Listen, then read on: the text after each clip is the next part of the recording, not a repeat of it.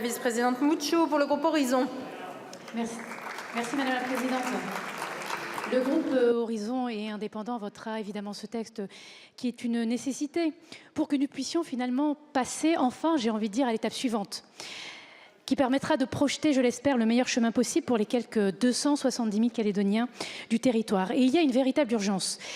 Les événements ont marqué les esprits et c'est vrai, ils ont abîmé beaucoup la confiance des populations à l'égard des acteurs politiques. La violence avec laquelle quelques 1200 entreprises ont été détruites, plus de 20 000 Calédoniens mis au chômage, les violences physiques, les plus de 2 milliards de dégâts, tout ceci nous oblige à recréer un nouvel espace de dialogue. Alors bien sûr, nous n'écrirons pas de nouvelles pages ou de nouveaux livres de la Nouvelle-Calédonie sans tenir compte du passé. On parle beaucoup, ici, dans cet hémicycle, de décolonisation. Bien sûr, mais ce sujet, de la manière dont il est abordé ici, est une impasse, je veux le dire. Il n'offre aucune sortie qui soit digne ou qui soit bénéfique aux Calédoniens.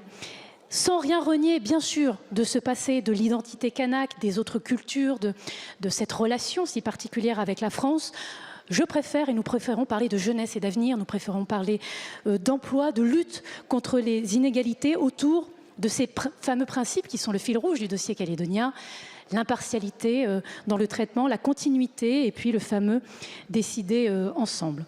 Et enfin, Madame la Présidente, je ne peux pas laisser dire, comme je l'ai entendu tout à l'heure, que l'institution judiciaire serait partiale, qu'elle serait politisée aux ordres de qui, on ne sait pas bien, mais aux ordres. Tout ceci nous dessert. Je crois que ces propos affaiblissent l'état de droit auquel nous sommes ici très attachés.